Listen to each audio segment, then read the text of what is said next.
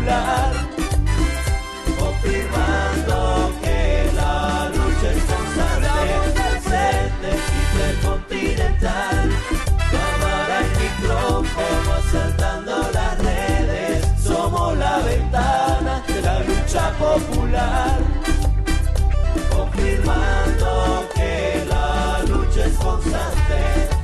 Danos un me gusta, ven participemos, comparte las transmisiones.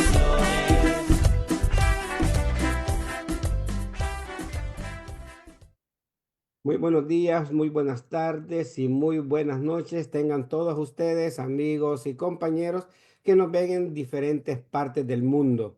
Para nosotros es un honor que ustedes nos permitan un día más estar con ustedes y que, bueno, este conversatorio, como ustedes saben, la mayoría que revisan lo que es nuestra página, se dan cuenta de que vamos a tocar un tema muy especial, como es la violación a los derechos humanos. Y a la vez de eso, pues tenemos a un compañero, una persona muy especial también, que nos va a comentar cuál es la situación que él vivió cuando estuvo dentro de las cárceles del régimen. Así que antes de comenzar, me gustaría presentar al compañero Marvin, que es el que va a estar conmigo como parte del Frente Intercontinental. Posiblemente haya otra compañera también después que se incorpora. Así que adelante, Marvin. Muchas gracias, gracias a nuestra invitada, la licenciada Jamie Magaña, a la persona pues que ha aceptado, pues verdad, guardando su anonimato, dar un testimonio. Ustedes saben, les pedimos que nos ayuden a compartir, pues verdad, y hagamos las preguntas relacionadas al tema y con el debido respeto. Adelante, soy Marvin de Cartagena Chalate, actualmente residiendo en Toronto, Ontario. Saludos. Gracias, Marvin. Bueno, licenciada, gracias de nuevo por estar con nosotros, por ese tiempo que nos da. Estamos muy agradecidos con usted. Sabemos que usted es una persona muy ocupada, pero bueno, siempre que el compañero Marvin la llama por ahí, usted con gusto está con nosotros. Así que sea bienvenida de nuevo a nuestro programa del Frente Intercontinental, la ventana de la lucha del pueblo salvadoreño. Antes de comenzar, nosotros quisiéramos también que nos diera un saludito, viera cómo nos han estado preguntando los compañeros por usted ahí, que si va a estar, o sea, son las preguntas que nos están haciendo. Así que bienvenida, adelante, compañero. Gracias, muchas gracias, Daniel, Marvin, por la invitación y a las amigas y amigos que nos acompañan aquí en el Frente Intercontinental. Pues yo muy gustosa cada vez que ustedes me llamen para hablar de lo que está sucediendo en nuestro país, lo que estamos viviendo, los abogados que llevamos casos de régimen de excepción y de otras graves violaciones a derechos humanos que estamos enfrentando acá en El Salvador. Pues estoy a la orden. Este día, la persona que nos va a dar su testimonio, quiero decirles que además de ser una persona inocente, es a alguien que en ningún momento del proceso la policía, la fiscalía han presentado pruebas de que sea miembro de algún tipo de estructura terrorista. Sin embargo, insisten con los procesos acusatorios. Es muy preocupante.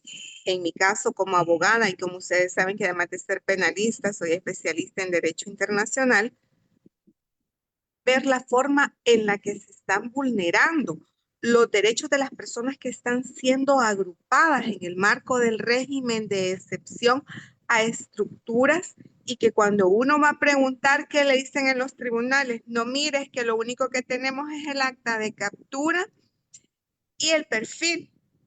Y cuando uno dice, pues sí, pero lo que han mandado no es un perfil criminológico, prácticamente es un resumen de currículum, de dónde vive, de qué trabaja. Díganme, eso no es un perfil criminológico. No sé en los países del primer mundo en los que ustedes viven si un currículum es un perfil criminológico, pero en El Salvador les puedo dar fe que sí lo es, porque así lo están tomando en los tribunales de crimen organizado, lo cual es sumamente preocupante. Esperemos que he elaborado un documento ad hoc para los casos de crímenes, de las personas inocentes que están siendo procesadas por crímenes, por crimen organizado. los colegas abogados que lo necesiten, pues comuníquense con Marvin y con Daniel y con gusto le voy a hacer llegar este formato porque es necesario hacerles saber a todos los tribunales de crimen organizado que hay leyes que siguen vigentes en el país a nivel nacional e internacional y aunque estemos bajo régimen se deben cumplir. Este día, la persona que nos acompaña, gracias a Dios, se encuentra en libertad. Sin embargo, podrá en corto tiempo explicarles todo lo que vivió durante su tiempo encerrado en uno de los penales más peligrosos de América Latina. Así que los dejo con ellos, Daniel y Marvin. Gracias, compañera. Así que bueno, de nuevo, va a disculpar, pero bueno, yo tengo la costumbre de llamarlos compañeros, así que compañeritos, si usted gusta, puede, es su tiempo para que usted nos explique, ¿no? Cómo fue su estadía, la forma en que lo capturaron, de qué fue acusado y bueno, la forma en que fue liberado y si hay alguna cosa especial también que usted pudo observar estando con ellos ahí encerrados. Bueno, nos gustaría que también nos comentara porque quizás nosotros tenemos una visión de otra forma, así como la pinta el gobierno. Hay muchas personas que lo ven en el exterior, así que nos gustaría si fuera posible. Así que adelante, compañero. Bueno, muy buenas tardes, compañeros. Don Daniel, licenciada. Eh, Gracias por el espacio acá para podernos expresar y poder hablar acerca de todas las vulneraciones de los derechos humanos que se dan dentro de las cárceles de nuestro país, ¿verdad? Eh, bueno, voy a empezar quizás hablando del día que me capturaron, ¿verdad? Fue hace más de un año, casi 2 años, de hecho. Yo me encontraba trabajando, como siempre, con mi padre y un vecino pues me alertó de que me andaban buscando. Y realmente solo llegaron, la policía llegó al lugar donde estaba trabajando y me capturaron sin más, sin que ni para qué. Todo esto fue pues en el marco de un cerco que había en el departamento, ¿verdad? Y pues estaban llevándose a quien sea, ¿verdad? A quien sea se estaban llevando. Realmente los policías, por parte de ellos no hubo como quien diga, como quien se dice, ningún maltrato, ¿verdad? Porque hasta cierto punto fueron profesionales en su trabajo, porque yo siempre he dicho que ellos también, quieras o no, tienen sus limitantes y sus parámetros que cumplir, aunque no sean los adecuados, ¿verdad? Pero hoy en día sí les están pidiendo muchas, exigiendo muchas cosas y si ellos se niegan a cumplir con órdenes, también se pueden ellos llevar un poquito de lo que está mal en este país. Eh, Pasé 3 días en Bartolinas en situación súper precaria porque acá en la Bartolina donde estaba asignada mi caso, no hay agua, no hay, o sea, no le dan nada a uno, ni cepillos, ni nada. Pasé 3 días con la misma ropa, durmiendo en el suelo, en un suelo pues que se estaba despegando la grava, pues y era una cuestión más que como dormir en la pura grava, ¿verdad? Y pues después de estar un tiempecito ahí, nos dieron a varios, pues como le dicen, le dieron vuelo, nos dieron vuelo para Izalco. Allá, pues, nos recibieron de una manera bastante, ahí sí se sintió bastante ¿cómo les explico? La violencia que hay dentro de los penales, porque hay que hacer reflexiones para ver si uno anda algo, un mensaje, como ellos dicen, ¿verdad? Nos pusieron de rodillas media hora sobre la grava, pues. Entonces, es bien complicado a nivel físico y psicológico, ¿verdad? Porque uno no sabe si le van a pegar su macanazo, si le van a quebrar algo ahí en el proceso, ¿verdad? Aquí uno va entrando. Porque lo que ellos dicen, bienvenidos a Izalco, dicen, donde las bestias lloran. Y nosotros, pues, o sea, yo no me considero, nunca me he considerado una mala persona. Y yo sé que había mucha gente que iba conmigo, la mayoría, de hecho, que iban conmigo eran personas inocentes y se les ve el miedo en la mirada a ellos, a la gente que está ahí. Y pues, o sea, bien complicado porque en el acta de captura se hablaba de que mi captura fue en un lugar como a 2 kilómetros de donde yo estaba trabajando y que yo me di a la fuga al notar la presencia policial, dice el acta de captura. Y eso es totalmente mentira porque yo estaba con mi papá, con mi hermano pequeño y el señor que nos había contratado para hacer el trabajo. Entonces, eh, desde ahí se nota que todo es como un proceso ya prefabricado, ¿verdad? Esas actas son prefabricadas, ellos solo llenan ciertas cosas que ya van ahí como que para que el acta se tome de manera oficial. Pero créame que no es así. Las actas siempre son modificadas para hacer constar que fueron de una manera que no son. Luego en el penal, pues de entrada se ve el hacinamiento que hay, porque yo entré al pabellón del sector 1, de la fase 1 del penal de Izalco, y se ve terriblemente. Eso es horrible ver. La primera impresión es la peor. Se ven 13 celdas totalmente llenas. La última, hay una celda que habían 600 personas en esa celda, que es una celda que en teoría es para capacidad de 300 personas. Eh, Cuando uno entra, le hacen chequeo, entrevista, como para asignarlo, ¿verdad? Y perfilarlo dentro del penal también, porque ahí también uno se lo perfilan. Tiene su propio expediente dentro del penal y lo perfilan a uno como si es o no es pandillero o lo que sea. Le hacen como un cuestionamiento a uno, pues, y al notar que yo no era nada de nada, y me amenazaron que me iban a meter con los que ellos pensaban que eran contrarios de mi pandilla, que yo era pandillero, que yo era esto y que no sé qué, y te vamos a meter con los otros, que te van a matar. Yo les dije, pues no me importa, no soy nada, yo confío en Dios, no me va a pasar nada. Y métame con quien quiera. Entonces ahí como que uno le juegan con la mente, porque ellos piensan que uno va a decir, no, pues méteme con los de mi zona, ¿verdad? Porque a veces uno, pues, está consciente de los criminales que han estado dominando en su región, ¿verdad? En su zona, donde uno vive. Y ellos, pues, metiendo de miedo a uno, piensan que lo van a hacer como confesar algo, no sé. Y no, yo, pues, firme, les dije, no, yo no soy ningún criminal, no pertenezco a ninguna pandilla, y nada. Me mandaron, pues, y me metieron con los que son considerados ahí colaboradores, nada. No, no era perfil como activo ni nada de eso. Me metieron ahí, este, con ese montón de gente, horriblemente.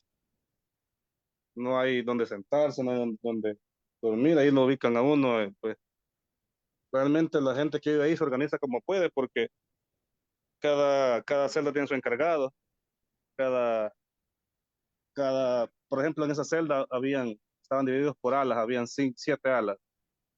Una ala se conformaba de líneas de catre, y en cada línea de catre habían hasta 60 personas más. Y algunos dormían en el fondo, un gran calor, otros tenían la suerte de dormir cerca de la reja, pero no tenían donde dormir, sino que ponían una hamaca improvisada con las mismas sábanas que el paquete le da. Y pues ese día que nosotros entramos no había comida en el penal, no había alimentos y nos contaron los demás compañeros que estaban ahí, tenían 3 días sin que les dieran comida. Todos les habían dado sopa, una sopa así como de arroz y una galleta. Eso es todo lo que les habían dado. Cosa que saca de los paquetes de otras personas. Ya voy a tocar ese tema de los paquetes porque también es bien certero eso que la gente dice. Eh, bueno, nos dieron comida como al siguiente día y nos llegó paquete, pero a mí me llegó el paquete sin nada de comida, solamente higiene.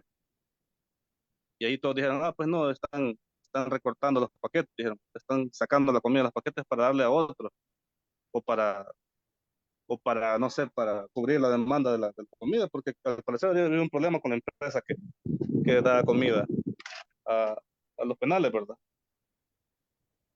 Bueno, ¿qué más podría decir yo de estar en los penales? Pues al mes de estar en el penal yo comencé a ver los cambios en la salud, principalmente en mi piel.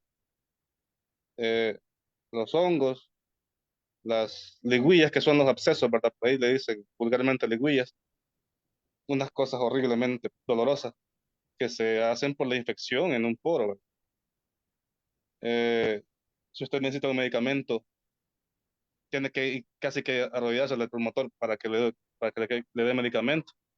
Una pastilla no se la niegan porque dicen que usted la va a cambiar por comida o la va a andar negociando ahí adentro. Ujú. Usted no puede hacer pues ni bulla ni ruido, pues, porque dependiendo del turno de custodios que esté, así también se vive, porque había un turno de custodios que no le gustaba que uno ni bueno, que ni hicieran culto los hermanos, pues, porque los hermanos hacían culto, y cuando ellos escuchaban que estaban en el culto, llegaban a pegarle a la reja que no hicieran el culto porque hay mucha bulla y porque pues, no estaba permitido.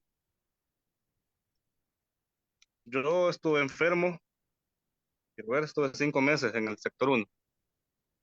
Estuve enfermo eh, de las vías urinarias, me enfermé me dio varicela, quiero ver, desarrollé anemia en ese tiempo porque la comida es realmente una miseria para lo que un ser humano debe consumir. Pues es una dieta basada en 8 onzas, no, perdón, quiero ver, 6 onzas de comida, arroz, frijoles, huevo y tortillas de taco. Eso es todo lo que se consume ahí. Si uno tiene su paquetito, se hace un refresco de avena, que ya lo sustenta un poco, ¿verdad? Pero es algo que dura una semana, semana y media, el paquete, ¿verdad? Porque voy al punto que en el paquete a los compañeros les llegaban las bolsas arroberas. ¿Sabe qué es una bolsa arrobera? Pues una bolsa bastante grande, ¿verdad? Menos de la mitad, de galletas, de leche. O sea, ¿qué significa eso? Que en la entrada, las personas que reciben el paquete son las personas de fase de confianza y ellos vienen y llenan carretillas de los paquetes que van entrando, ellos lo van seleccionando y al azar les van quitando a cada paquete. A mí me llegó más de una vez paquetes sin ginas, sin, sin azúcar, sin una camisa, o sea, y mi familia sí me comenta que los paquetes todos iban completos. Dos pares de, un par de, de ginas, dos boxers, dos camisas, y a mí acaso me daba una camisa y un short. No, ginas nunca me llegaron, de los meses que estuve ahí. Pues sí se ve también ¿cómo se llama? La violencia, el maltrato que hay, porque cuando llegaban este, personas tatuadas, aunque no fueran de ninguna pandilla, fueran tatuajes artísticos, siempre los ponían a hacer flexiones, les pegaban, o sea, los torturaban prácticamente, ¿verdad? Y pues yo vi gente bastante lastimada de un pie, de algún brazo, y de las veces que yo salí de clínica, pues al hablar con los otros compañeros ahí de otra celda, me contaban pues que anteriormente que yo llegara, un poquito antes que yo llegara, sí, se veían muertes seguido por golpes de los custodios, o se veía un poco más de violencia, ¿verdad? Yo cuando estuve, gracias a Dios, en el sector donde estuve yo, como que se habían calmado un poco, quizás pudo haber sido por el cambio de dirección del penal, no estoy muy seguro, y como ahí no, nada es seguro, ¿verdad? Dentro del penal solo hay informaciones esporádicas. Eh, Luego me pasaron para otro sector, que era la isla, porque a mí me dio varicela. Pasé 22 días en ese lugar, durmiendo a la par del baño, porque era una celda que antes era para las visitas conyugales, un catre de cemento, del baño, y un corredor de 1 metro. Y eso era todo, y ahí habíamos 11 personas. 11 personas habíamos en ese pedacito tan pequeño. Ahí pues me curé de la varicela, pero me pegó mucho más el hongo y la escabiasis y todo eso. La desnutrición fue más notable. Y pues después de pasar ese tiempo en el sector de la isla, me mandaron para el sector 3, que es un edificio, pues, el más grande de todo el penal, creo yo, bueno, de todas las fases, que ahí el agua no llega arriba, no llega a las celdas de arriba, solo llega a las celdas de abajo. Yo estuve en la celda de abajo, en la 4, celda 4, y ahí sí se siente bastante más complicado porque hay más hacinamiento que en sector 1 quizás. Le estoy hablando que hay personas, perdón, que hay celdas diseñadas para 70 personas, no mucho, llenas con 250 personas. Habíamos en 2 metros cuadrados, bueno, perdón, en un catre de 2 por 1, por 1 metro habíamos 4 personas todo el día sentados, porque no había espacio para pararse ni en el suelo, ni a ver si uno se iba para la reja, lo regañaban, le pegaban los custodios, lo sacaban a uno a hacer flexiones o pues se escuchaba pues que seguido se escuchaba que abrían las puertas y bajaban algunos y le daban duro. Eso era todos los días que se escuchaba los golpes y todo eso. En los conteos siempre había algún custodio que le pegaba de una su patada a alguno ahí. A mí, gracias a Dios, nunca me tocó ninguna patada, ¿verdad? Pero estuve cerca de que pues, que por uno o por otro compañero que se portó mal, también yo ganarme mi, mi golpe, ¿verdad? Yo siento que a mí tal vez no me tocó sufrir tanto en la cuestión del maltrato de parte de los custodios, pero sí existe, porque se veía. Y le digo que no nos pegan a todos porque habían miles de personas en un solo sector. En el sector 1 habían 2.500 personas, en el sector 2 igual, en el sector 3 habían 7.000 personas. Y los custodios no le pegan a todos, ¿verdad? Pero sí, le pegan a que pueden y cuando ellos quieren. En ese aspecto sí es bien complicado. Pues luego, pues gracias a Dios, pues se me quitaron medidas y pude salir de ese lugar y pues estoy contando la experiencia. Pero puedo decir con toda propiedad que es la peor etapa que me ha tocado vivir a mí en mi vida, porque estar lejos de la familia, estar en situación precaria de higiene casi prácticamente nula, de alimentación, eh, algo que es inhumano, pues porque hay personas que están en la fase de desnutrición severa, pasan unas 2 semanas, les dan comida, suben de peso y los vuelven a pasar a la fase, a las celdas normales, ¿verdad? Y así. Yo pesaba 85 kilos cuando entré. 8 meses pasaron. Yo cuando me hice el chequeo afuera pesaba 60 kilos. Yo tenía principios de anemia crónica. Si hubiese pasado más tiempo ahí, no sé, tal vez se pudo haber desarrollado leucemia o no sé qué otra cosa. Porque es un trato, pues, horrible. Es como granjas de concentración, ¿verdad? Como campos de concentración, prácticamente. Así como en los tiempos de antes de la guerra, pues que habían campos de concentración y no hay derecho ni a salir a la calle, perdón, a la cancha. Solo una vez por semana nos sacaban, pero a medio caminar un ratito en la cancha y después todos para adentro. Pero, o sea, es duro. Y yo sé que las personas que han estado ahí adentro no me van a dejar mentir, que, que es duro estar allá. No sé, compañero, si otra pregunta más, no Sí, sé, más. sí, compañero, aquí estamos, digamos, entre el compañero licenciado y la doctora, pues también que pues en el área de medicina quisiéramos escuchar algunas valoraciones, por qué tanta enfermedades y evidentemente lo que yo he escuchado, el testimonio del compañero, falta de agua, falta de comida adecuada. Por el otro lado, no entiendo, ahí me gustaría preguntarle a la licenciada Magaña, ¿de dónde se atribuyen los custodios el derecho a golpear, pues, ¿verdad? A una persona, a un reo, pues, ¿verdad? Digamos, o sea, no entiendo esa parte, licenciada, pues, ¿verdad? Y tal vez la doctora nos puede dar algunas valoraciones breves de las condiciones médicas que generan ese hacinamiento, pues, y esa falta de higiene. Adelante, por favor. Sí, bueno, por un lado, no hay ningún tipo de atribución que se le dé a los custodios para que golpeen ni de bienvenida, ni en el transcurso de que estas personas se encuentran privadas de libertad, a nadie, ¿verdad? Sin embargo, es la constante, no solamente en Izalco, sino en la mayoría de los centros penales, por decirlo en todos.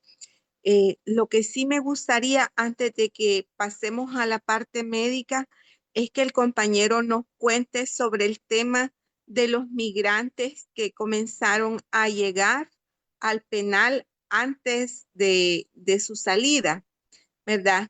Si vio migrantes, si sabía que estas personas eran inocentes y venían deportadas y del aeropuerto o de las diferentes fronteras se les armaba la ficha policial y eran llevadas al centro penitenciario.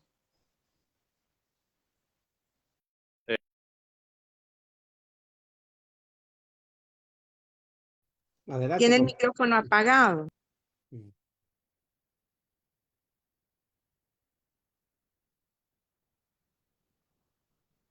Sí, sí, ahorita. Con respecto a lo que dice la licenciada Jamie, es verdad, habían algunas personas de otros países allí. Cuando yo estaba en el sector 1, se dio el caso que entraron como unos 10 hondureños, ¿verdad? Porque dijeron que, bueno, yo hablé con dos de ellos, que nos pusieron a dos en nuestra ala, ¿verdad? Y uno de ellos me contó que los habían contratado para hacer unas podas, quiero ver a dónde era, del lado de Morazán, creo.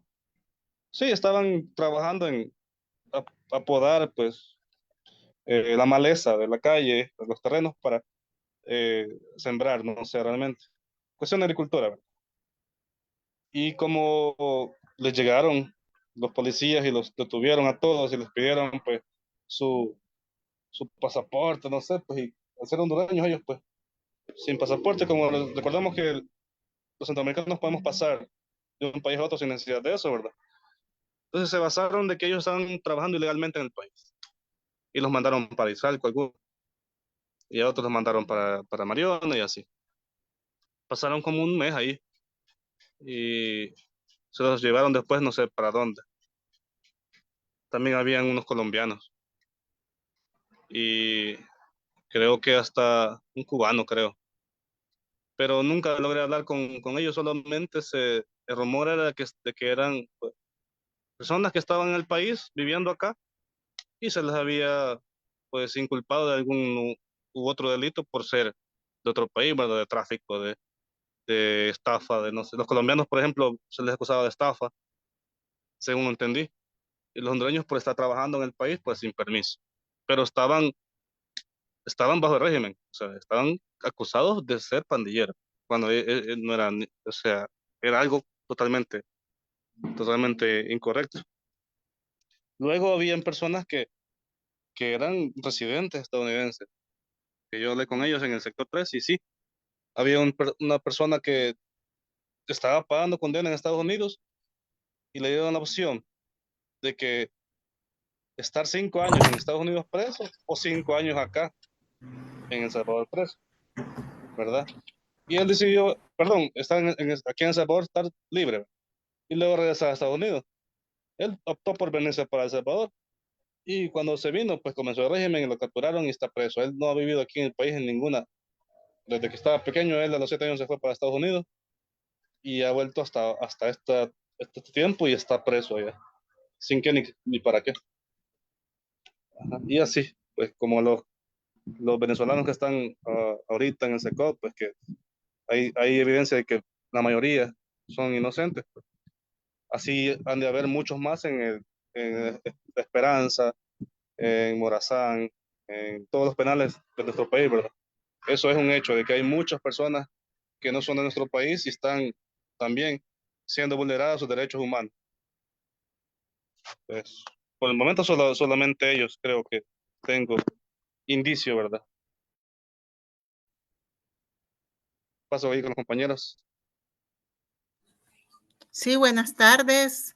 Mi nombre es Laura Laínez y la verdad que estoy yendo escandalizada todo el testimonio del compañero y realmente el hacinamiento está asociado con un mayor riesgo de contraer diversas enfermedades, principalmente las infecciones respiratorias, las gastrointestinales y las de piel, ¿verdad?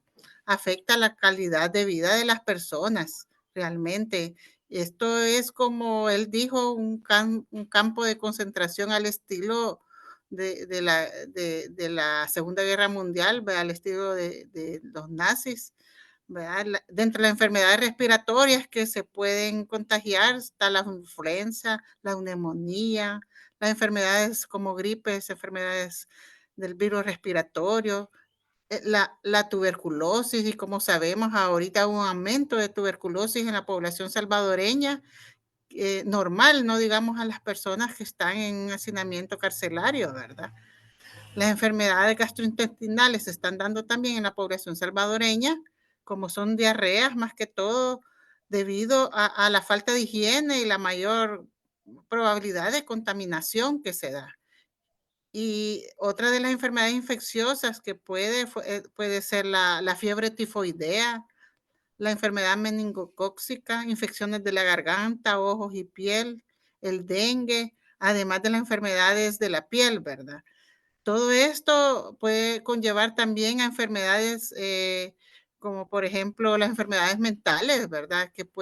Donde las personas que están en este hacinamiento pueden tener autolesionarse o puede conllevar a ideas suicidas. Todo esto se le estoy hablando a grosso modo y lo que puede conllevar a la muerte, ¿verdad? Todas estas personas, además de lo que él mencionó, no comen. Imagínense la anemia crónica, también esto los puede llevar a la muerte. El problema es que aquí en El Salvador las cifras de enfermedades en las personas que están hacinadas en una cárcel no son ocultadas. Se oculta esta información y no hay cifras exactas. Y si un paciente muere, es directamente llevado a las fosas comunes y muchas veces sus familias no saben que ellos han fallecido debido a las condiciones en las que viven. Es realmente grave lo que está pasando en El Salvador, es grave no solo para las personas que están llegando, que están ahí y que están en las cárceles, y no los que vienen también debido a las deportaciones, como él mencionó, desde Estados Unidos principalmente, pero se ha sabido que también hay deportaciones de otros países como Europa, que están mandando también a salvadoreños y que muchas veces también no se da información si estas personas se están encarcelando o están llegando a sus casas. Aquí la información, no podemos tener información de todas estas cifras, pero sí el personal de salud que todavía está trabajando está en la mejor disposición de apoyar a esta persona, pero no hay forma de saber cuántos son. Por ejemplo, en el Hospital Rosales había un grupo de personas contratados directamente por el gobierno para recibir a los enfermos de estas cárceles y ocultar la información, ser tratados y si no, si fallecen, llevarlos de un solo a fosas comunes donde no hay información para nadie y la alcaldía de San Salvador se encarga de hacer las actas y enterrarlos como no conocidos. Y tal vez si son personas conocidas. Doctora, le quería hacer una pregunta y evidentemente hubo, corríjame compañero, no le dieron, ¿usted piensa que le dieron el agua suficiente que necesitaba por respecto al calor y a porque hemos sabido, hemos tenido nosotros aquí personas de que les daban una pichinga digamos, de 3.75 litros, 5 botellas que llamamos, para 15 personas de un día? ¿Qué implicaciones puede tener en futuras enfermedades renales? Pues, ¿verdad? No sé si, compañero, usted considera que le dieron el agua necesaria para suplir sus necesidades de agua, para tomar agua, compañero. Disculpe la pregunta. Pues en ese aspecto estábamos bien, como le digo, en una parte, en el sector 1, en la celda donde yo estaba, que había bastante agua. pero no se desperdiciaba porque había que estarla midiendo, siempre se llenaban barrilitos, ¿verdad? Pero luego cuando pasé al otro sector, ahí sí, ahí sí uno se bañaba con 8 vasadas de agua. Se medían las masadas para bañarse. Con una se enjuagaba, con la siguiente se enjabonaba, con la otra se lavaba el boxe y con la siguiente se quitaba la jabón y para afuera, ¿verdad? Hubieron momentos que nos tocó tomarnos 8 onzas de agua en el día, porque no caía el agua. A pesar de que en Izalco tienen su propia planta de tratamiento de agua, pero aún así, no sé si será por la maldad o será por la orden de ellos que no echen el agua así constantemente. Porque sí, por sectores sí tenía conocimiento de que cae el agua bastante y pues uno puede llegar con su vasito y tomar agua, ¿verdad? Pero eso la gran mayoría del penal no. El agua era muy, muy escasa y como le digo, hasta para bañarse le daban a uno la cuota, los compañeros ahí, los encargados, vaya, 8 vasadas por persona para que se bañen. Ujú.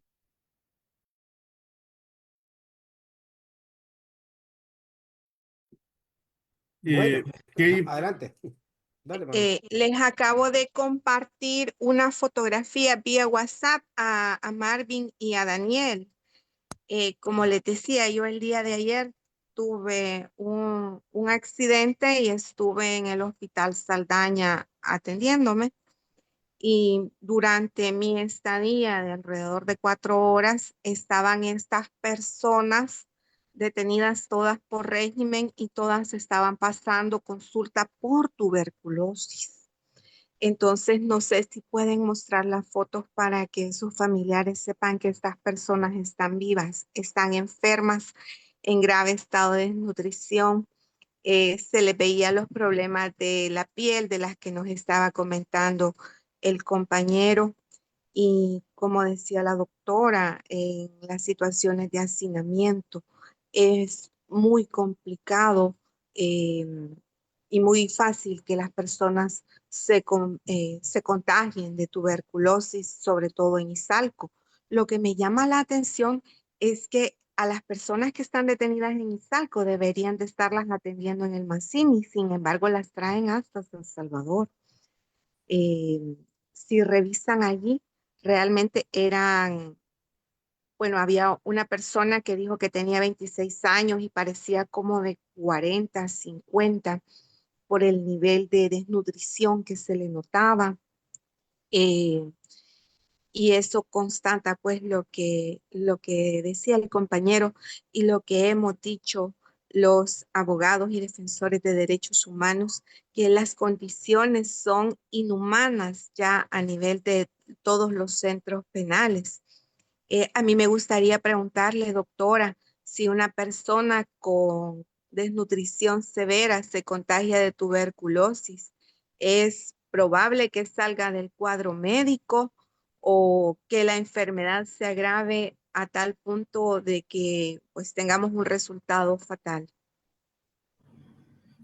Seguramente va a haber un resultado fatal, no solo por las condiciones de estas enfermedades, sino que no hay medicamentos con que tratarlos en los hospitales en este momento. No hay medicamentos y no hay médicos especialistas que puedan atender a estos pacientes ya graves. Si usted puede, como usted sabe, el sistema de salud salvadoreño entró en crisis ya hace ratos. No hay ni siquiera guantes, no hay sueros orales, no hay acetaminofén, no hay no hay medicina para enfermedades más especializadas como la tuberculosis. Entonces, seguramente, desgraciadamente, la persona va a fallecer, no solo por la gravedad de las consecuencias de esta enfermedad, sino porque no hay nada con qué atenderlos. Definitivamente lamento esta situación, pero es la dura realidad que se está viviendo en El Salvador, no solo para las personas que están en cárceles, sino para el resto del pueblo salvadoreño en estos momentos. Imagínese usted una persona con anemia crónica, tuberculosis, sin medicamentos. Ya de por sí ya es un cuadro serio que lleva a la muerte tratándolo adecuadamente, no digamos, no teniendo nada con qué atenderlos. El personal de salud está haciendo labores de héroes ahorita, tratando de apoyar a estas personas, pero prácticamente no hay forma de cómo apoyarlas porque ya hay medicamentos para este tipo de enfermedades que tienen las personas que están encarceladas, pero no se cuenta con nada ya en los hospitales nacionales. Yo no sé a usted cómo la trataron, usted podría contarnos si fue atendida correctamente o hubo problemas para usted o su familia, y eso también podría dar testimonio de lo que está pasando en el Hospital Saldaña. Pues mire, me trataron, me tomaron radiografías, que para eso sí hay equipo porque son digitales ahora, y solo me dieron, creo que ibuprofeno, y me mandaron a descansar una semana a la casa, pero no tengo tiempo para descansar, así que me tomé este día y me tomaré el día de mañana. Pero no hay nada más. Me dijeron que sí, por mi cuenta podía comprar relajantes musculares y antiinflamatorios, porque no hay nada más. Y en la unidad de salud, con mucha pena, pues me dijeron que no tenían el cuadro básico para tratar un esguince. O sea, no quiero saber lo que están viviendo las personas que tienen enfermedades como cáncer, enfermedades de vías urinarias y de otro tipo, y de los bebés, ni hablar. O sea, ellos están haciendo lo que pueden. Sin embargo, sin medicamentos, yo pensaría que es como ir a platicar con el médico, ir a desahogarse con el médico, pero no hay forma de salir del momento en el que uno está si no tiene recursos económicos para poderse comprar cualquier otro tipo de medicamento que no está dentro del cuadro básico. Es que no estamos hablando ni siquiera de un cuadro de que necesito una medicación especial. Estamos hablando de un cuadro básico. No hay. Y le da pena en la farmacia decir, mire, es que solo esto tenemos. Y te lo dan súper racionado. Y lo demás puede irlo a comprar afuera, si puede. Entonces, los que tenemos la necesidad de ir al sistema de salud público, creo que tenemos que ir con la mentalidad de que no es que los doctores no nos quieran ayudar, es que simplemente no hay forma de que nos ayuden porque no hay medicamentos. Y si todo lo que se están gastando en publicidad se lo gastaran en medicamentos, creo que estaríamos por lo menos a un 80-90% del cuadro de medicamentos, que era lo que se había tenido durante los últimos años, ¿verdad? Porque nunca va a estar al 100, pero sí siempre estaban los cuadros 80, 90, creo que en las mejores condiciones óptimas llegaron al 95%.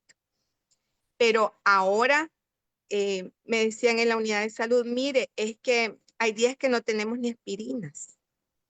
Entonces, la gente que no se puede comprar una acetaminofén, que no se puede comprar un analgésico, pues sí, está pagando la factura, y los impuestos los pagamos todos los días en todo lo que compramos.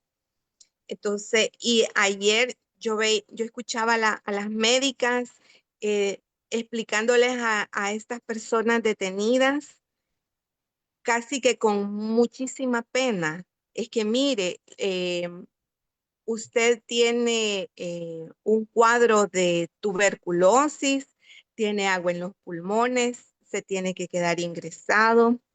Los otros dos no tienen tan grave el punto, la enfermedad. Sin embargo, es necesario que se vayan y tomen las medidas para que los aíslen con el resto de gente Ahí con estamos, tuberculosis. disculpe, estamos viendo parte de la foto, realmente es lamentable, parecen, perdonen la expresión, cadáveres ambulantes, o sea, cadáveres vivientes, se ve una desnutrición severa, pues, ¿verdad? No sé, doctora, ¿cómo lo percibe usted? O sea, qué atrocidad, pues, ¿verdad? O sea, esto lleva hazaña, pues, no darle nadie está pidiendo una alimentación de lujo, pero evidentemente esta es una desnutrición severa, pues, ¿verdad?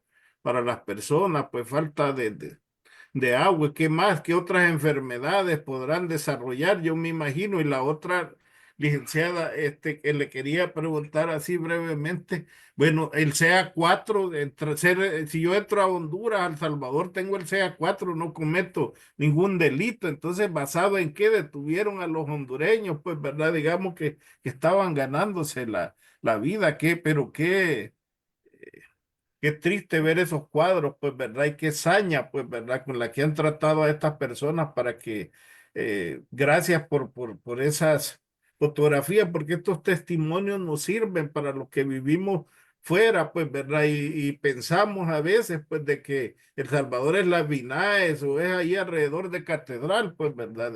Y no entendemos la realidad, pues, ¿verdad?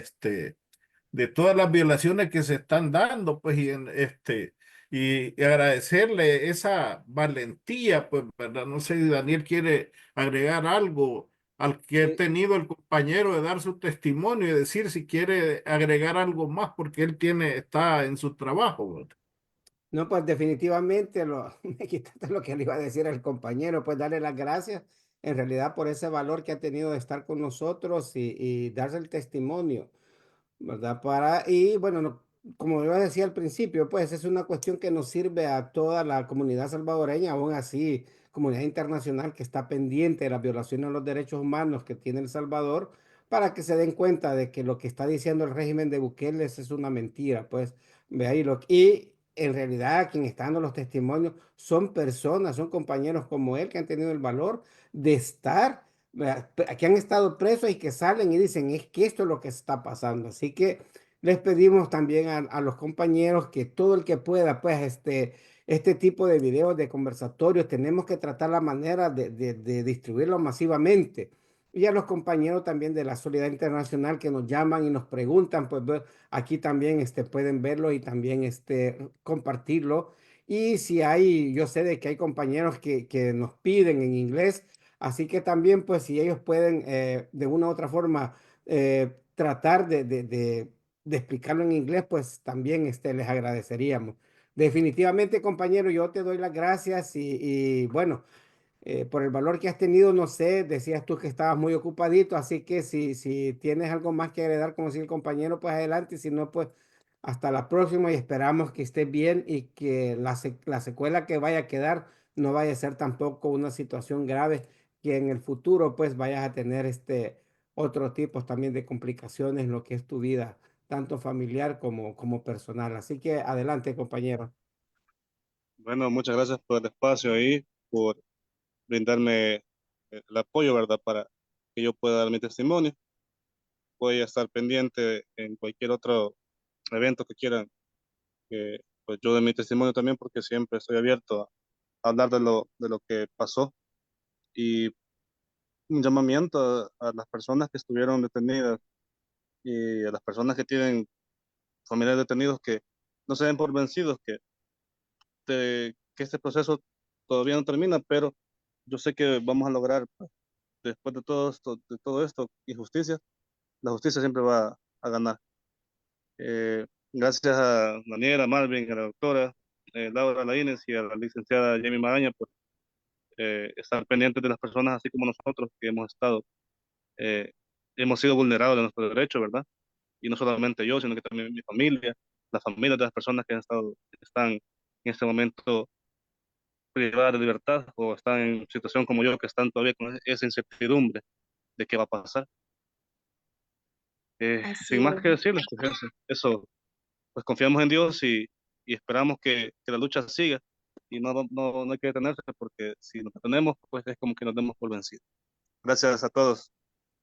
Gracias, compañero. Por su Gracias tiempo. a ti. Bueno, seguimos entonces nosotros, después de haber oído el testimonio, tenemos otro tema. Saben, estando con estos temas, así el tiempo se nos va rápido. Tenemos otro tema que nosotros quisiéramos tocar con la compañera Jamie, como es bueno, si tienen estadísticas de también mujeres que mueren dentro de los penales. Si ustedes, algún dato, pues ya que acá por lo general siempre se hablan y se hablan de hombres. La mayoría son hombres que salen, que es esto, que lo otro, pero no tenemos también la realidad de cómo es lo que está pasando también con las mujeres que están ahí, que están cautivas por el régimen. Así que me gustaría escuchar, compañera Jamie, si tiene algo. No sé si Marvin o la doctora tendrían algo Yo más que preguntar. agregar, licenciada, y no sé si la doctora quiere, yo he escuchado y digo de fuentes serias que les han exigido una relación sexual incluso por una toalla sanitaria. Quisiera que usted como defensora nos hiciera, aparte de la falta de privacidad o de mujeres que salieron embarazadas, pues que no se necesita hacer mucho análisis si tiene más de un año de que no lo visita ningún familiar y salieron embarazadas, evidentemente ha habido una violación, pues, ¿verdad? De que nos hablara un poco de ese tema. No sé si la doctora quiere agregar alguna pregunta, doctora, adelante. Sí, y yo lo que quisiera saber es si usted tiene datos de cuántas mujeres salen embarazadas o han salido embarazadas dentro de las cárceles salvadoreñas, dónde principalmente están ellas, si solo es una cárcel o están en otros lugares. Y también quisiera saber qué pasa con los hijos de las mujeres que logran dar a luz ahí. Gracias. Gracias. Bueno, una estadística no hay. Hay organizaciones que han estado haciendo investigación. Sin embargo, quiero comenzar diciéndoles que a las mujeres, por educación cultural, nos han enseñado a no hablar cuando somos víctimas de violaciones sexuales, porque nos han enseñado que la vergüenza va para la víctima, no para el victimario. Entonces, por eso no tenemos datos de muchísimas mujeres que están saliendo embarazadas. Sin embargo, yo tengo testimonios de mujeres que han salido de apanteos y ellas cuentan desde el trauma cómo veían a las mujeres primero ser perfiladas, no como mareras, sino en la que le gusta a los custodios, a esa mujer, la golpean, la violentan, le ponen a hacer ejercicio, se desmaya, se la llevan, la violan, a los días salen embarazadas. Muchas de ellas por el nivel de desnutrición que tienen abortos espontáneos. Una de las chicas comenta con mucho dolor y mucho trauma cómo veía que sus compañeras de celda tenían abortos espontáneos y simplemente salían los fetos y llegaban los custodios, los metían en bolsas negras y los iban a botar, sin verificar si el feto es o no viable para la vida, porque después de los 5 meses, con los cuidados correctos y en incubadora, un feto puede desarrollarse y el bebé puede ser viable para la vida. Sin embargo, no se revisa eso. La otra situación es de algo que yo ya había hablado acá en el programa, de las condiciones en las que las mujeres están pariendo. Están pariendo amarradas de pies y manos en los hospitales y tenemos testigos víctimas de eso. La doctora nos puede explicar mejor que una mujer necesita todo su cuerpo libre para dar a luz. Sin embargo, ellas están esposadas de pies y manos. Cuando el bebé nace, solo le sueltan las manos para que lo pueda cargar. Cuando son dadas de alta, se las llevan a Izalco y en Izalco la nursería está en primera planta y las mujeres que han parido están en una tercera planta. Y para pedir un pamper o cualquier cosa, tienen que bajar los 3 pisos. Imagínense una mujer con cesárea subiendo y bajando 3 pisos, más el calor, más el hacinamiento.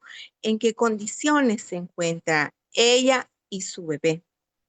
Sabemos de buena fuente con las que yo he hablado que muchos de los niños están contagiados con tuberculosis, pero las indicaciones es ponerles que tienen neumonía atípica, como el caso de Génesis, que ella nace fuera de prisión y al mes de estar en Izalco con su madre se contagia de neumonía atípica y anda de hospital en hospital hasta que es entregada a la familia de su mamá.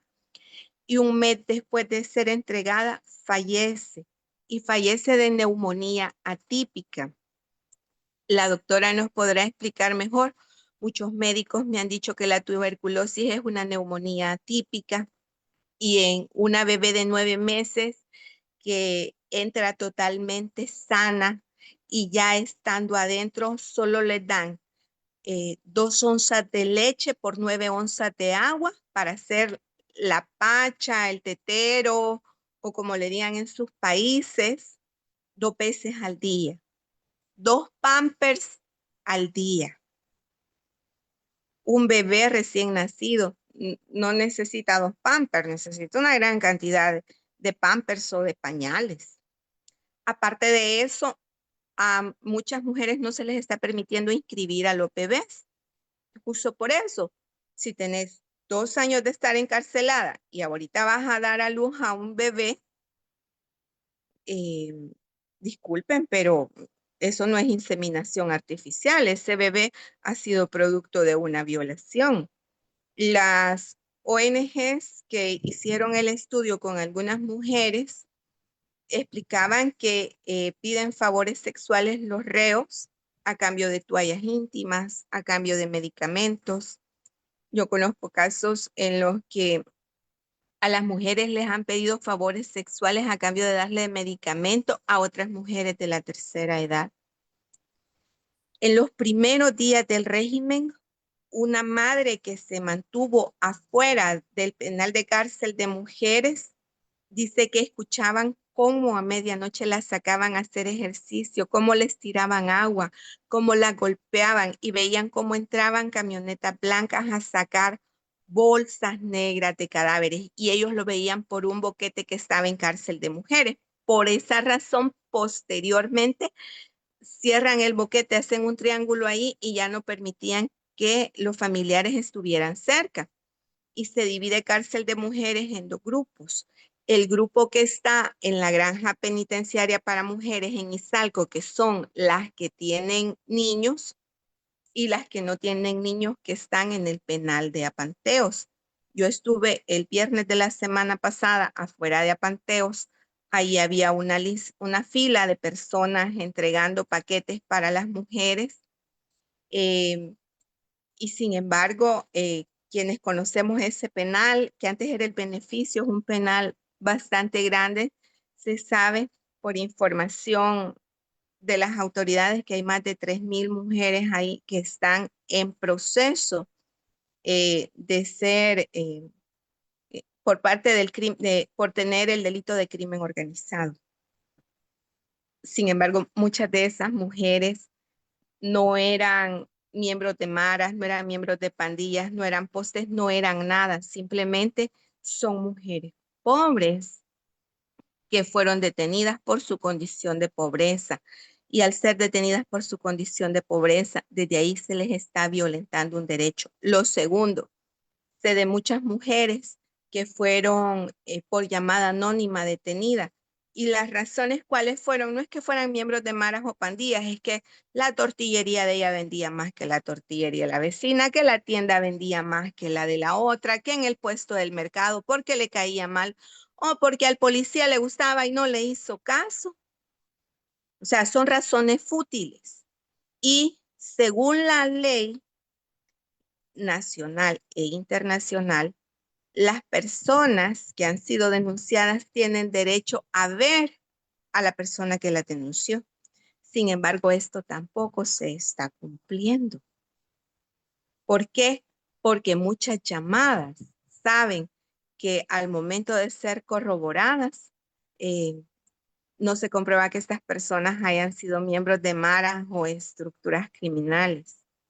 Y hay otra situación afuera de los penales, y es que muchas mujeres están siendo obligadas a tener relaciones sexuales con soldados y con policías a cambio de que no se la lleven por el régimen, aunque no sean miembros de estructuras.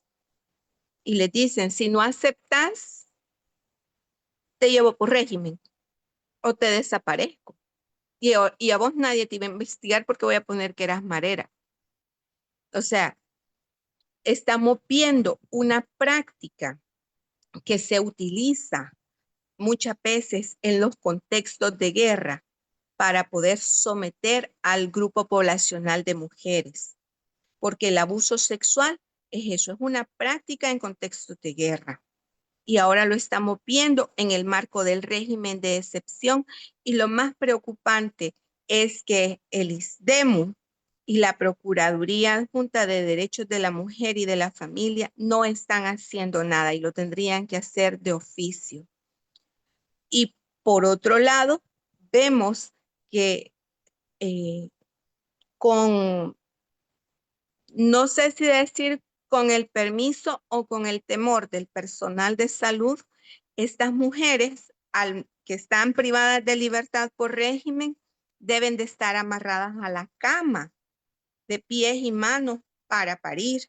Eso es inhumano. La ley Nacer con Cariño creo que establece el estándar bajo el cual la mujer debe de dar a luz. Y no es amarrada de pies y manos. Si una mujer que está dando a luz, lo último que va a pensar es en correr, ¿verdad? Lo que le preocupa es poder sacar al bebé y que todo salga bien. Sin embargo, uno de los casos que yo estoy representando, el bebé falleció porque no se le dio atención temprana a la mujer cuando inició el proceso de parto. Cuando ya llega al hospital la mujer, el bebé ya tenía muerte intrauterina. Y eso no es culpa de los médicos, es culpa de la gente dentro de los centros penales que cuando la mujer le dice que va a parir, la tienen que trasladar inmediatamente a un centro hospitalario para que sea atendida. La otra situación, y que eso ha sido documentado y visto por la madre de Selena, la mamá de Génesis. Cuando Selena estaba cuidando a Génesis en los hospitales, ella estaba amarrada de pies y manos a la cuna de la niña. No le daban comida. De repente alguna enfermera le pasaba una fruta, un médico le llevaba un plato de comida, pero a ella centros penales no le daba de comer. Entonces, cuando Génesis sale con 14 meses, 15 meses de nacida, imagínense, doctora, salió pesando 18 libras. No sé si es peso y talla para la edad. Y la niña, cuenta la abuela, que nació, que llegó con una gran hambre. La niña no paraba de comer, siempre lloraba porque tenía hambre. Y desde que se le entregaron, ella solo veía la pacha y era como una emoción de poder comer de un bebé, porque a esa edad comen que 4, 5, 6 veces al día y ya están en el momento en que tienen que comer sólidos y no cualquier tipo de sólidos, o sea, son sólidos licuados y todo eso la bebé no lo tenía dentro. Entonces, ¿cuáles son las condiciones que tenemos para esas bebés? También sé de muy buena fuente que los niños se ponen a jugar en el suelo que está mezclado con ese de cerdo y de pollo, mientras las madres están picando el concentrado que se les da de comer a los animales en el centro de Izalco. No son condiciones. Antes se tenían salas cunas para que mientras las mujeres trabajaban, otras mujeres cuidaban a los bebés, pero ahora no se tienen en esas condiciones. Y discúlpenme, son mujeres inocentes y aunque fueran mujeres culpables, esas no son condiciones para un niño que no debe nada, que no ha cometido ningún tipo de delito.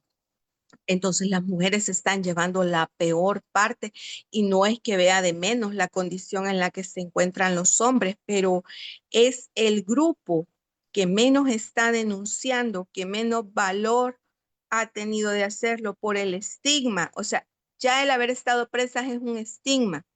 Y ahora decir, mire, parí un niño producto de una violación es un estigma aún más grande. más el tipo de tortura física, psicológica y sexual que están recibiendo. Y el gobierno no está hablando de eso. Los abusos sexuales los estamos viendo también entre los niños y adolescentes que están siendo condenados. Y saben qué es lo triste de uno de los casos que yo tengo documentado, que al niño lo condenan y lo llevan a la misma cárcel donde estaban sus agresores sexuales. ¿Dónde están las garantías? ¿Dónde está la ley Crecer Juntos? La Convención de los Derechos del Niño.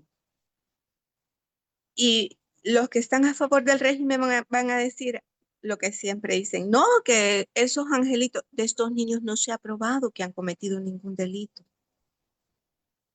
Simplemente tienen las actas de captura y cuando les preguntamos a los policías si podían reconocer a los niños y que si ellos habían cometido algún delito, decían que no y aún así fueron condenados. Entonces, díganme, ¿el régimen es para los pobres o es para los pandilleros? Porque allá Bukele anda negociando en Washington que le devuelvan a los pandilleros, pero no está pidiendo TPS para los salvadoreños migrantes. No son su prioridad. El Estado, para el Estado, la gente inocente no es una prioridad, porque si no ya los hubieran liberado. La prioridad es garantizar el pacto que tienen con las maras y las pandillas y ponerlos a salvo. Y no sabemos si realmente están en el SECOT porque nunca los han enseñado. Y si vemos las fotos que yo les mandé y las contrarrestamos contra la gente que está en el SECOT, vemos una diferencia física bastante grande. La gente que está en el SECOT tiene bien la piel, no se ven con ese nivel de desnutrición. ¿Y por qué los que están en los otros centros penales sí tienen esa desmejora? ¿Por qué hay esa diferencia? ¿Por qué? ¿Quién realmente le importa? ¿Le importa hacer números para que digan que han detenido a todas las pandillas? ¿O le importa realmente detener el crimen? Porque a juicio de esta servidora, el Estado de El Salvador no ha detenido a las pandillas, las ha contenido a través de ese pacto satánico que Bukele tiene con ellos. Correcto, licenciada. Aquí entre los temas o subtemas que también nosotros hablábamos es de ese desorden judicial, ¿verdad? Aquí hablando con los compañeros, si es un producto de la casualidad o es a propósito, una cosa a propósito, y eso de agrupar, pongo a 200 personas y estos son sospechosos de marero, pero ahí van 180 inocentes y 20 que quizás sean pandilleros, entonces, o sea, ¿dónde está la presunción de inocencia? Perdone mi ignorancia, licenciada, de dónde está el principio de presunción de inocencia o de juzgamiento individual. Yo no manejo, no es mi área esa, pero quisiera que nos explicara eso, ese desorden judicial y agrupar a la gente, qué calidad de jurisprudencia se puede ejercer poniendo a 50, 60, 100 personas y decir estos son culpables, pues, ¿verdad? Y entonces, ¿dónde está la individualización del delito? No sé si los compañeros quieren agregar algo.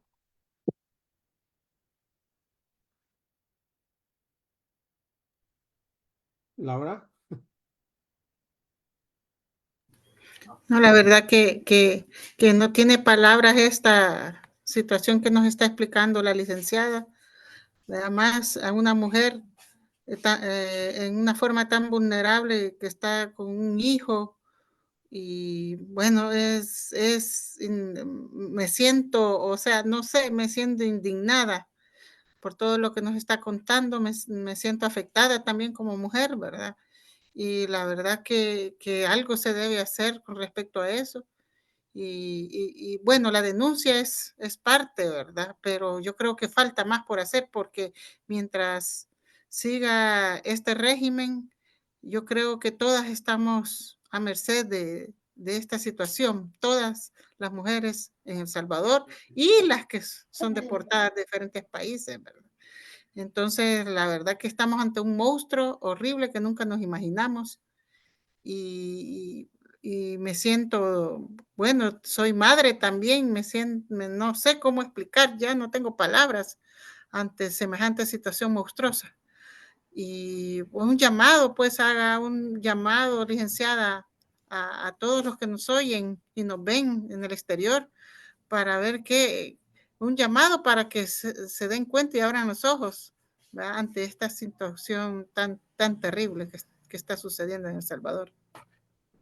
Sí, bueno, como parte de los procesos de denuncia, la próxima semana voy a solicitarle a las diputadas y diputados de la Asamblea Legislativa que se sumen al minuto de silencio que estamos pidiendo en la campaña de Alas por la Libertad, que es un proyecto comunicacional donde estamos sacando a la luz casos y testimonios como el que hemos escuchado ahora, pero también estamos abarcando otros casos de graves violaciones a derechos humanos como el de Henry, que lo hemos ganado a nivel del juzgado de instrucción y a nivel de la Cámara, porque en la medida en que comencemos a recuperar el derecho a la libertad de expresión, mientras vayamos perdiendo el miedo, eso va a permitir que la gente tenga valor de ir a denunciar. Y fíjense que el caso de Henry, que lo hablamos aquí, que ustedes se sumaron con nosotros a la campaña de divulgación,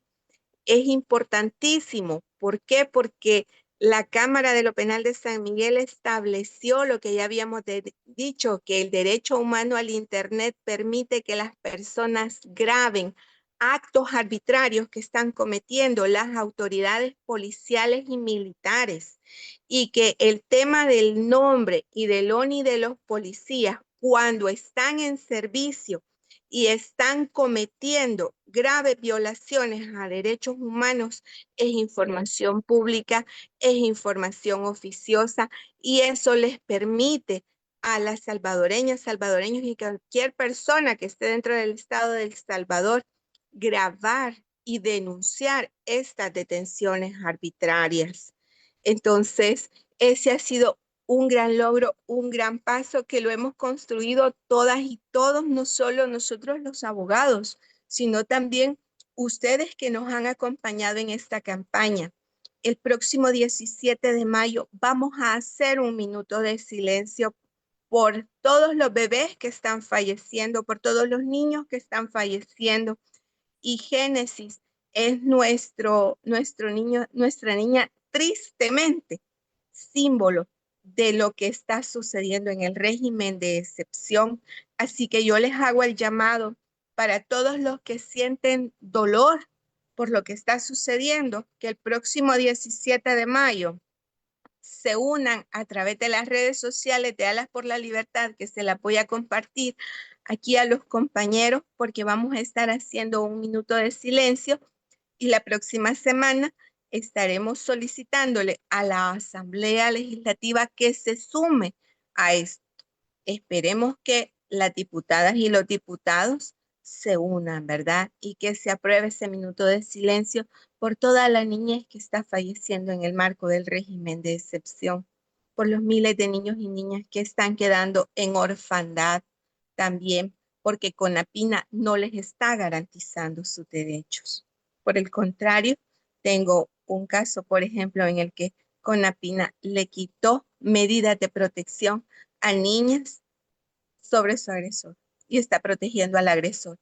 Y es una constante, no solamente en los casos de familia, por decirlo así, sino también está desprotegiendo a la niñez que está en esos centros penales y a la niñez que ha sido víctima del régimen de excepción.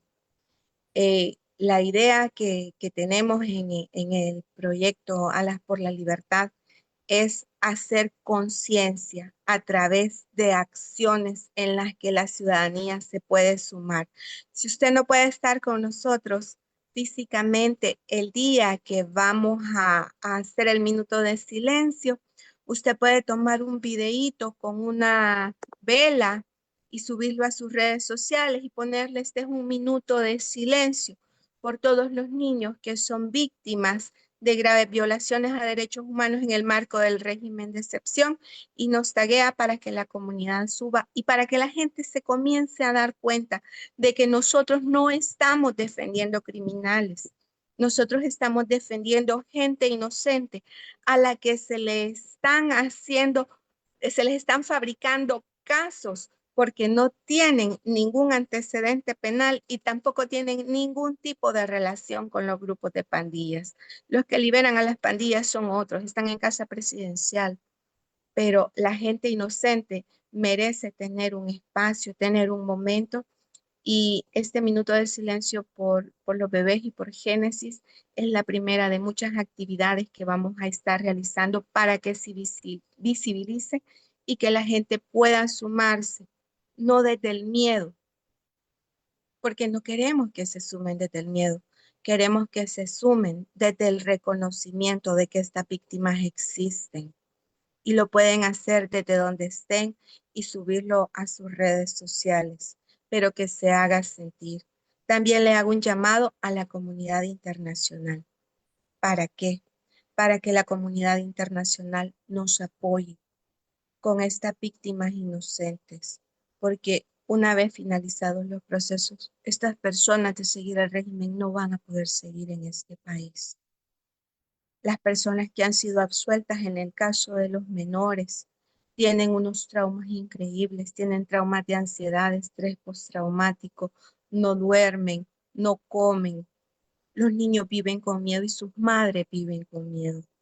Entonces, les pedimos que hagan programas que nos permitan apoyar y sacar a estas familias del Salvador, porque El Salvador no es un país seguro para los salvadoreños ni para la gente de escasos recursos económicos. Ese sería mi llamado. Y les voy a compartir, creo que Marvin lo tiene por ahí, el link de Alas por la Libertad para que se sumen a este minuto de silencio. Ustedes nos pueden mandar la fotografía. Nosotros hacemos Licenciada, le llegar. quería preguntar si podemos subirlo a la página y hacerlo público Claro la que sí, campaña. Va, sí, claro que correcto. sí. Por favor, y que se viralice porque necesitamos que la gente se sume con acciones que, como le digo, no sean desde el miedo, sino desde la solidaridad. Y tenemos que ya ir rompiendo ese cerco mediático donde el gobierno dice que somos el país más seguro del mundo, cuando realmente somos, lo que se están vendiendo es el derecho a que cualquier extranjero venga al país para ser preso en el SECOT y en las otras 5 cárceles que ha ofrecido Bukele. Y no se trata de eso. Un país seguro es un país donde las personas pueden caminar sin miedo a las autoridades, pueden caminar sin miedo a que les vaya a suceder algo, ¿verdad? Y que se le garantiza el debido respeto a sus derechos constitucionales y a sus derechos humanos. Pero eso no lo tenemos en El Salvador, tristemente en este momento. Licenciada, solamente con respecto a la actividad esa que van a tener, la hora en El Salvador, ¿a qué hora sería? ¿O viene la información en el...?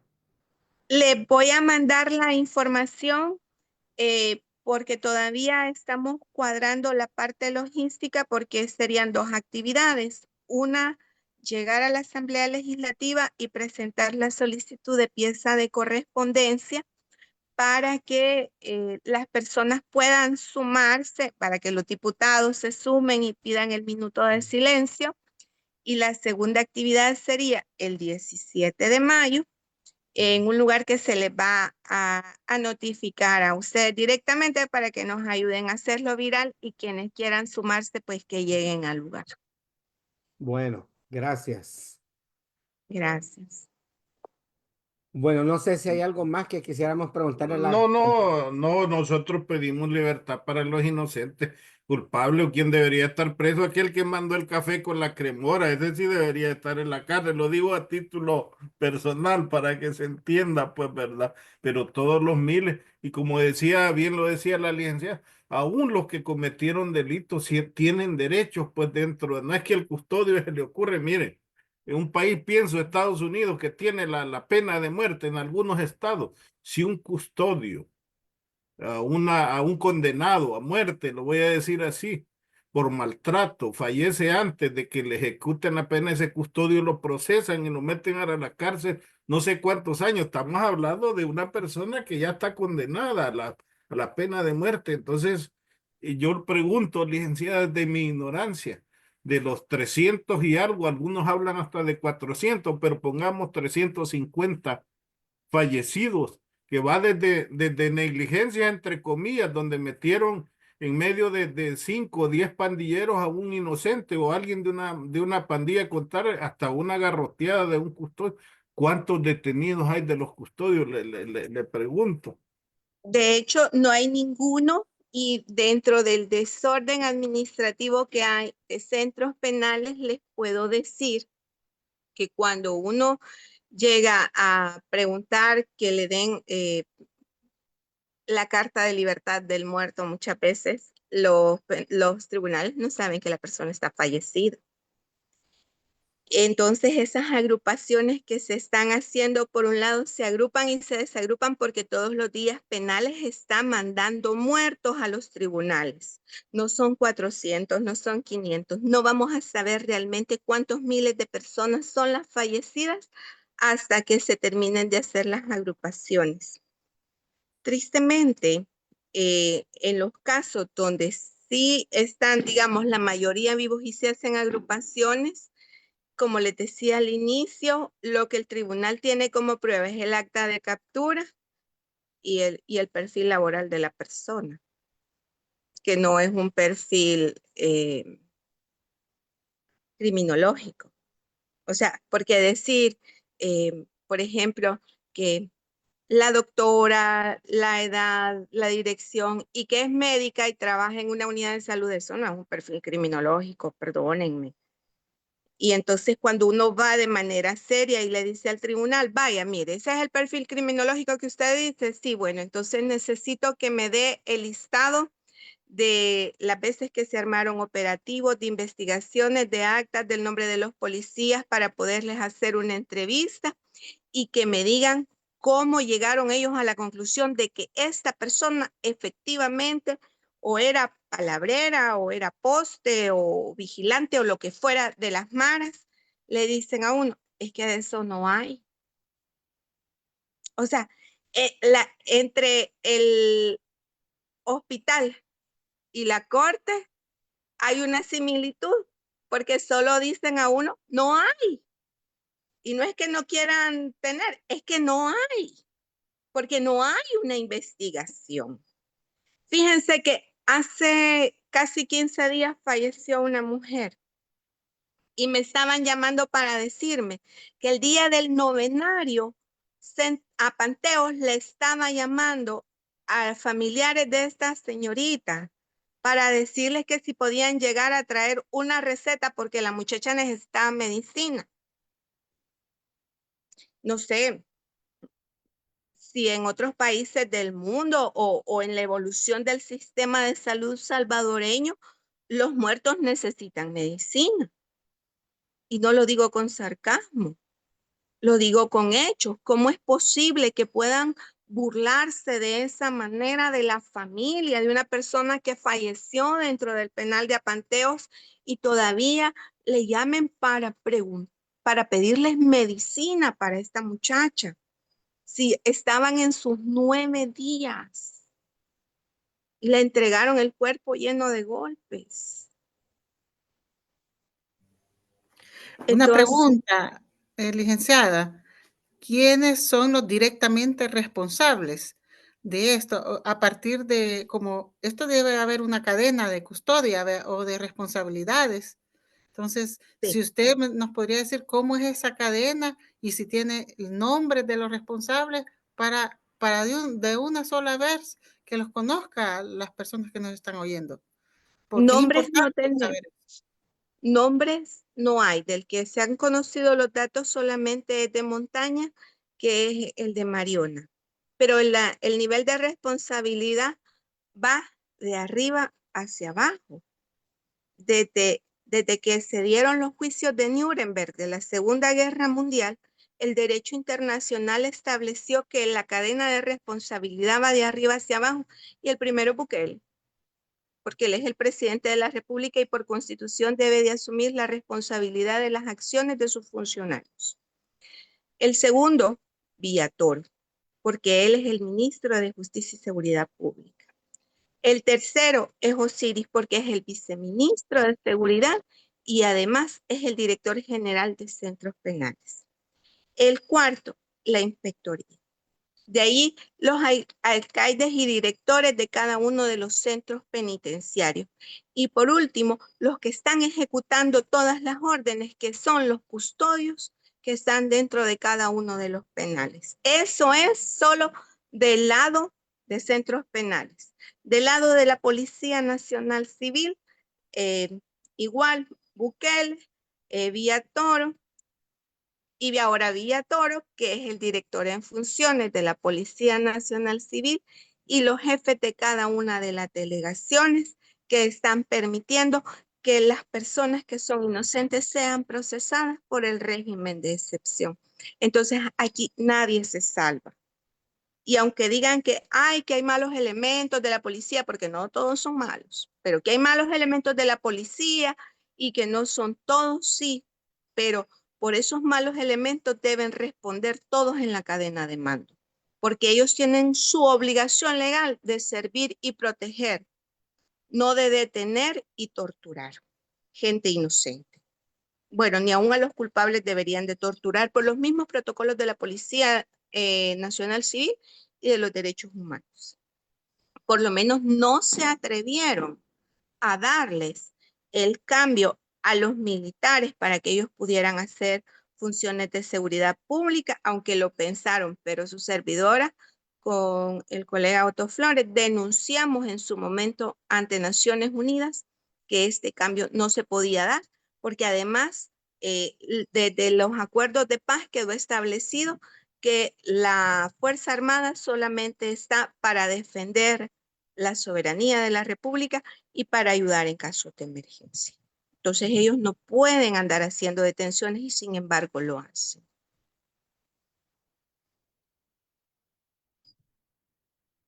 Correcto, licenciada. Bueno, el tiempo, pues, pero esperamos tenerla nuevamente, que usted pues, haga tiempo para nosotros, para estar con nosotros también. Mire, usted me deja plantada. Siempre ya le voy a contar a don Daniel y a los compañeros que siempre me dice mañana, pero no me dice que mañana. Pero yo estoy a la orden para ustedes y la próxima semana les enviaría el link para el día que vayamos a hacer la solicitud del minuto de silencio a la asamblea y también para que nos ayuden a compartir para las personas que nos quieran acompañar en el minuto de silencio que realizaremos el 17 de mayo. Y definitivamente, licenciada, bueno, le damos las gracias de nuevo por ese tiempo que nos da siempre y estaremos pendientes de la información que nos envía para también nosotros distribuir en las diferentes plataformas que tenemos, vea, para también de una u otra forma aportar algo pues a la campaña que ustedes están haciendo con respecto a las víctimas. Bueno, vamos a ir terminando, creo yo, el conversatorio de este día. Lo que decía yo al principio, con usted, compañera, nos pasa el tiempo rapidísimo y sentimos que nos quedan todavía algunos temas pendientes, pero bueno, más adelante le vamos a pedir al compañero Marvin de que no la deje engañar. Así que para que la tengamos más seguido. Así que nos vamos a ir despidiendo. Vamos a comenzar con la compañera Laura, con la compañera Laurita, pero antes que nada, compañeros, permítame, creo de que también este día es muy especial, es 1 de mayo. Y no hemos saludado a la clase trabajadora que este día también, no solo a nivel de El Salvador, sino que también mundial, salió a las calles a luchar por sus reivindicaciones. Así que, bueno, sabemos que en El Salvador de una u otra forma, pues, se siente la lucha. El pueblo va caminando y como decía también la licenciada, poquito por poquito el miedo se va también terminando. Así que es una forma para que el régimen empiece a pensar y que empiece a temblar también, pues porque cuando el pueblo dice hasta aquí nomás. Así que un saludo a la clase trabajadora, tanto de El Salvador como del mundo entero. Abrazos fraternos de parte del Frente Intercontinental, la ventana de la lucha del pueblo salvadoreño. Hoy sí, Laurita, adelante. Sí, también yo quiero mandar un saludo a toda la clase trabajadora salvadoreña en especial y en especial a los trabajadores de salud que están siempre al pie de cañón, siempre luchando por la población salvadoreña y que están viviendo también unos momentos terribles.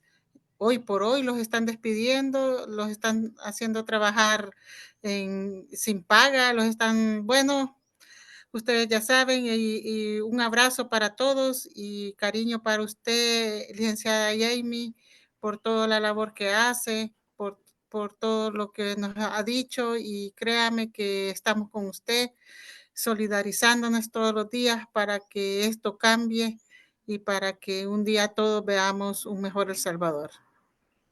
Gracias. Bueno, compañera Jamie, si algo siente usted que se ha quedado por ahí o algo más quisiera decirnos, pues es el momento para para que lo diga. Así que adelante, compañerita.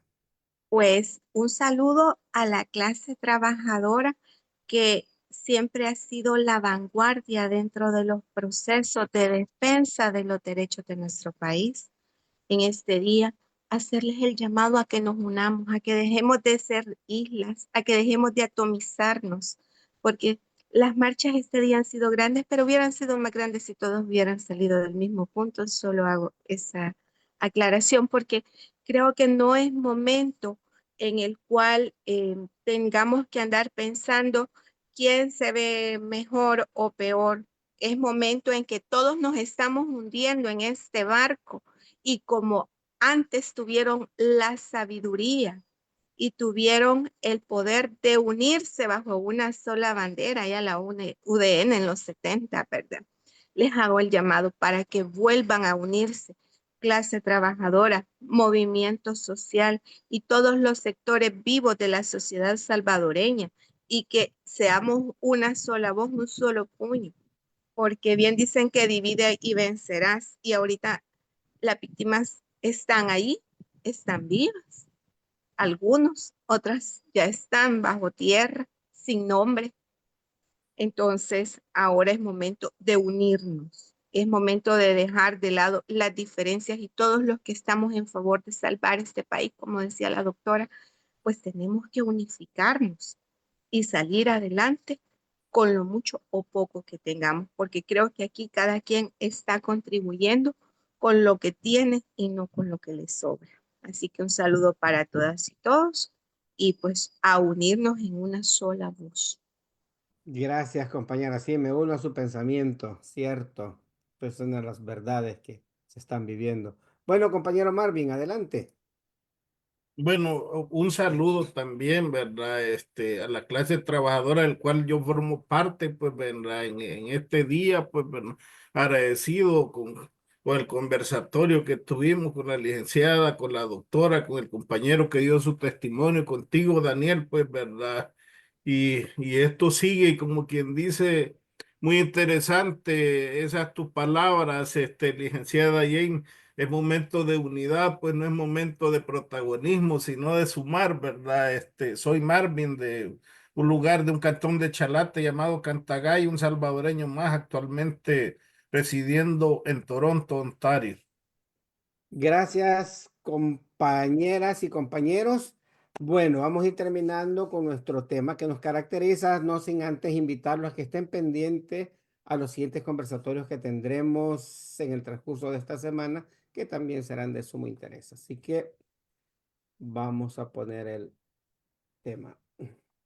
Somos el Frente Intercontinental, cámara y micrófono saltando las redes. Somos la ventana de la lucha popular, confirmando que la lucha es constante. Frente Intercontinental, cámara y micrófono saltando las redes. Somos la ventana de la lucha popular, confirmando que la lucha es constante. Danos un me gusta, que participemos, comparte las